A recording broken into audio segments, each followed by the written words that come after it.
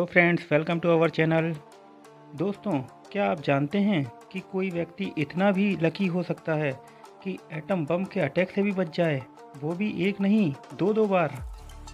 अगर मैं आपसे पूछूं कि दुनिया का कोई होटल ज़्यादा से ज़्यादा कितना पुराना होगा, तो आपका जवाब क्या होगा? वीडियो बहुत ही इंटरेस्टिंग होने वाली है। पसंद आए तो लाइक, शेयर और कमेंट कीजिएगा। चलिए शुरू करते हैं आज की वीडियो। आप में से ज़्यादातर लोग ईमेल का प्रयोग करते होंगे, लेकिन क्या आप जानते हैं दुनिया का पहला ईमेल किसने, किसे और कब भेजा था? बिजनेस इनसाइट्स के मुताबिक ईमेल इन्वेंट करने का श्रेय रे टॉमिल्सन को जाता है और इन्होंने 1971 में सबसे पहला ईमेल खुद को ही भेजा था। दोस्तों, प्याज काटते वक्त आंखों से आंसू आना आम बात है, लेकिन क्या आप जानते हैं अगर प्याज काटते वक्त च्युइंगम चबाई जाए तो आंखों से आंसू नहीं निकलते। ऐसा इसलिए होता है क्योंकि च्युइंगम खाते समय हम अपने मुंह से सांस लेते हैं और केमिकल्स हमारी नाक से अंदर नहीं जा पाते, इसलिए टीयर ग्लैंड्स प्रभावित नहीं होते। दोस्तों, वैसे तो पिज़्ज़ा डिलीवरी फ्री होती है, लेकिन साल 2001 में एक पिज़्ज़ा डिलीवरी के लिए 100 नहीं, 1000 नहीं, लाख नहीं, बल्कि पूरे 7 करोड़ रुपए खर्च करने पड़े। दरअसल ये special pan pizza astronaut Yuri Usachev की डिमांड पर एक रीसप्लाई रॉकेट द्वारा इंटरनेशनल स्पेस स्टेशन में भेजा गया था। पिज़्ज़ा हट ने ये 6 इंच का पिज़्ज़ा तैयार किया था और स्पेस में डिलीवरी करने वाला पहला रेस्टोरेंट बना था। सड़क पर चलते वक्त आप ट्रैफिक सिग्नल का ध्यान ज़रूर रखते होंगे। रेड पे रुकना है, येलो पे रेडी होना है और ग्रीन पे चलना है।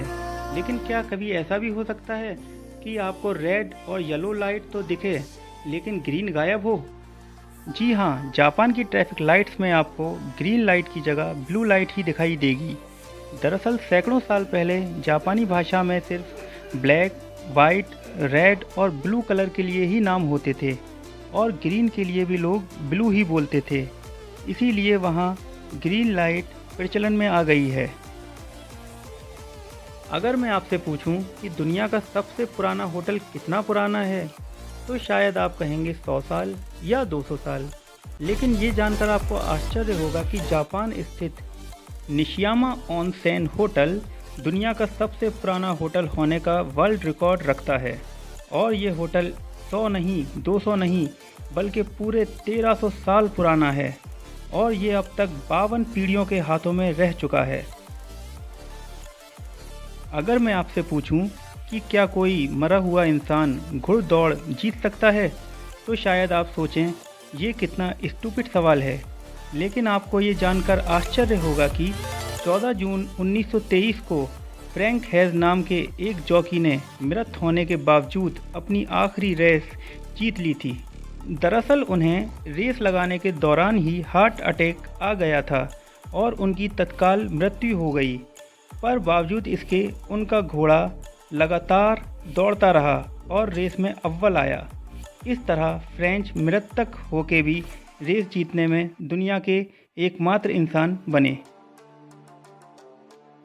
बादलों को देखकर लगता है मानो रुई के हल्के फुल्के गोले हवा में तैर रहे हों, लेकिन आपको जानकर आश्चर्य होगा कि रिसर्चर्स ने इन बादलों की वाटर डेंसिटी और वॉल्यूम के आधार पर अनुमान लगाया है कि इनका वज़न 4.5 लाख किलो तक हो सकता है। लेकिन फिर भी ये हवा में इसलिए फ्लोट करते हैं क्योंकि इनके नीचे की हवा और भी भारी होती है।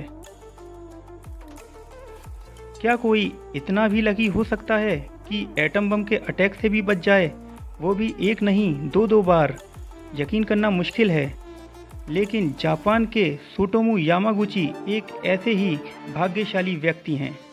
6 अगस्त 1945 को उन्हें एक बिजनेस ट्रिप पर हिरोशिमा भेजा गया था, लेकिन उसी दिन अमेरिका ने वहां एटम बम गिरा दिया।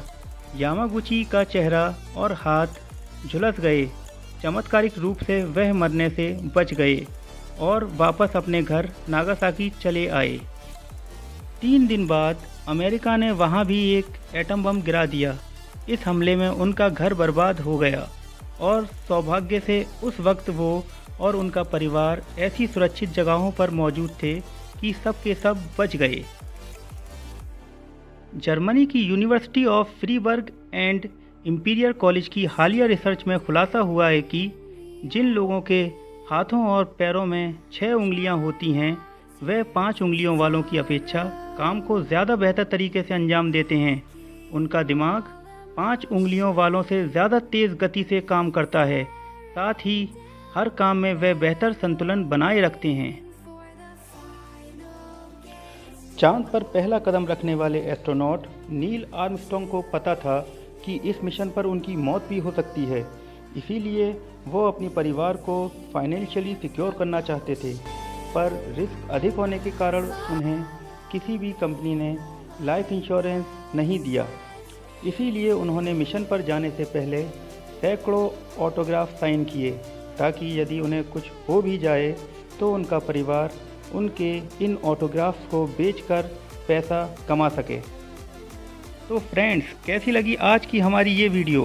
कमेंट बॉक्स में ज़रूर बताइएगा और वीडियो को लाइक करें, शेयर करें और प्लीज़ हमारे चैनल को सब्सक्राइब करें।